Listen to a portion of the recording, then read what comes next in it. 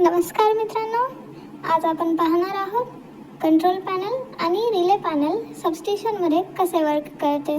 तर सर्वात आधी आपण पाहू कंट्रोल पॅनल म्हणजे काय।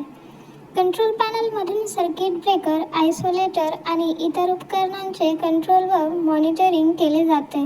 कंट्रोल पॅनलचे वर्क ब्रेकर ऑन ऑफ करणे, इंडिकेशन पाहणे, अलार्म पाहणे, व्होल्टेज आणि करंट मोजणे, सबस्टेशनमधील उपकरणे चालविण्यासाठी व त्यांच्यावर लक्ष ठेवण्यासाठी वापरले जाणारे पॅनल म्हणजेच कंट्रोल पॅनल हे आहे। समजले का मित्रांनो? तुम्हाला जे मी नोट्स दाखवत आहे ते तुम्हाला महाट्रान्सको, महावितरण किंवा जेन्कोच्या एक्झाममध्ये पण जर कंट्रोल पॅनल विषयी क्वेश्चन आले तर तुम्हाला या नोट्सची नक्कीच मदत होईल। कंट्रोल पॅनल विषयी जेवढं पण काही असते बेसिक एकदम ते इथे दिलेलं आहे। आणखी डीपमध्ये मी पुढच्या व्हिडिओमध्ये देणार। सध्याला तुम्ही या एवढ्या टॉपिकवरती अभ्यास केला तरी चालेल, ठीक आहे। प्रोटेक्शन रिले हे पॅनलमधील सर्वात महत्त्वाचे उपकरण आहे।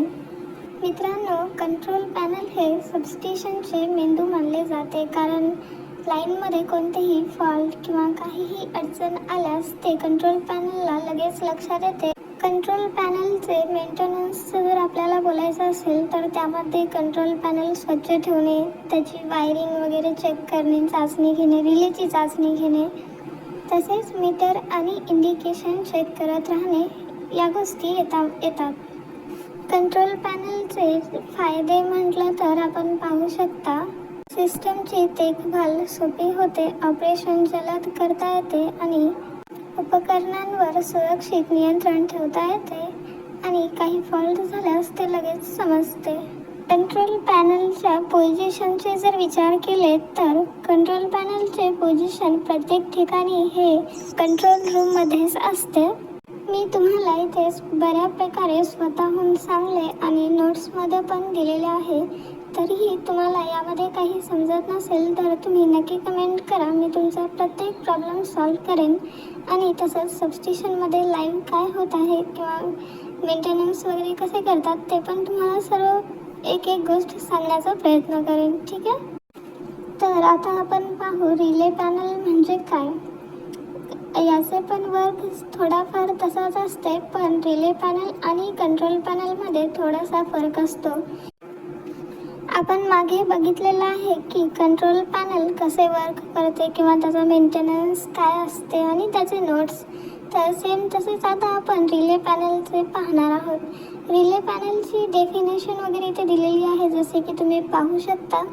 रिले पॅनलमध्ये प्रोटेक्शन रिले बसवलेले असते, म्हणजे त्या पॅनलमध्ये प्रोटेक्शन रिले आणि दुसरे पण काही रिले असतात। जर फॉल्ट म्हणजे लाईनमध्ये जर शॉर्ट सर्किट किंवा ओव्हरलोड, अर्थ फॉल्ट वगैरे असं काही झालं तर रिले ओळखतात, म्हणजे ते रिलेला लगेच ओळखू येते आणि ब्रेकरला ट्रिप कमांड देते, म्हणजे ते लगेच समजते रिलेला आणि ते ब्रेकरला सांगलं जाते आणि लगेच ब्रेकर लाईन ऑफ करते, म्हणजे लाईन बंद करते, ठीक आहे।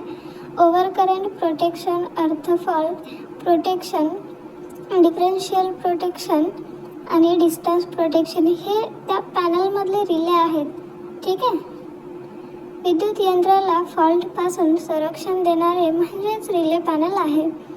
रिले पॅनलचे पोझिशन जर आपण बघितलं तर ते सुद्धा कंट्रोल रूममध्येच असते, म्हणजे कंट्रोल पॅनल आणि रिले पॅनल एकत्र ठेवले जातात आणि लाईनमध्ये म्हणजे सबस्टेशनमध्ये दुसरे कोणते असेल कॅपॅसिटर बँक वगैरे तर त्याचे पॅनल पण असतात आणि ते पण कंट्रोल रूममध्येच असतात।